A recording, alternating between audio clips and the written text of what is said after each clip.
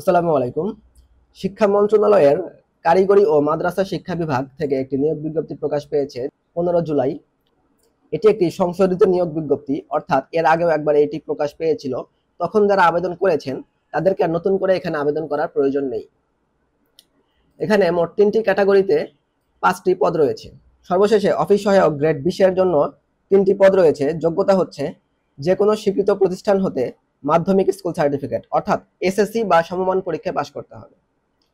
এরপর ফটোকপি অপারেটরের একটি পদ রয়েছে। যোগ্যতা হচ্ছে যে কোনো স্বীকৃত বোর্ড হতে কমপক্ষে দ্বিতীয় বিভাগ অর্থাৎ সেকেন্ড ডিভিশনে উচ্চ মাধ্যমিক অর্থাৎ ইন্টার বা সমমান পরীক্ষায় পাশ করতে হবে এবং সেকেন্ড ডিভিশনের রেজাল্ট থাকতে হবে। ফটোকপি মেশিন চালনায় বাস্তব অভিজ্ঞতা থাকতে হবে এবং কম্পিউটার ব্যবহারে দক্ষতা লাগবে। এরপর ক্যাফেটেরিয়া ম্যানেজারে একটি পদ রয়েছে, গ্রেড 16। যোগ্যতা হচ্ছে কোনো স্বীকৃত বোর্ড হতে উচ্চ মাধ্যমিক অর্থাৎ ইন্টার বা সমমান পরীক্ষায় পাশ করতে হবে এবং কম্পিউটার পরিচালনায় দক্ষ হতে হবে। এই ছিল যোগ্যতা। বয়স হতে হবে 31 আগস্ট 18 থেকে 32 বছর। প্রার্থীকে টেলিটকের ওয়েবসাইট nectar.teletalk.com.bd এই ওয়েবসাইটে গিয়ে আবেদনপত্র পূরণ করতে হবে।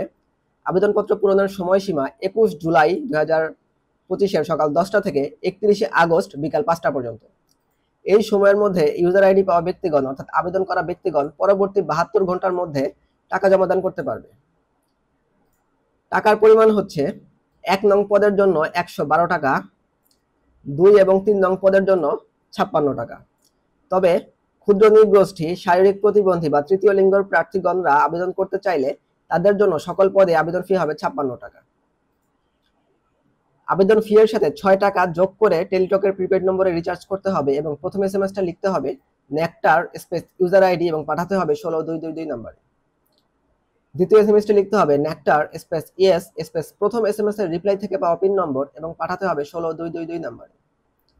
এর রিপ্লাইয়ে একটি ইউজার আইডি এবং একটি পাসওয়ার্ড দেওয়া হবে, যেগুলো ব্যবহার করে পরবর্তীতে প্রবেশপত্র ডাউনলোড করতে হবে।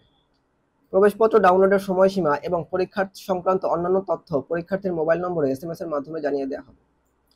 এই ছিল আজকের নিয়োগ বিজ্ঞপ্তি সম্পর্কে বিস্তারিত তথ্য। কারো কোনো প্রশ্ন থাকলে কমেন্টে জানাবেন। পরীক্ষার্থীদের জন্য শুভকামনা। ধন্যবাদ সবাইকে। আসসালামু আলাইকুম।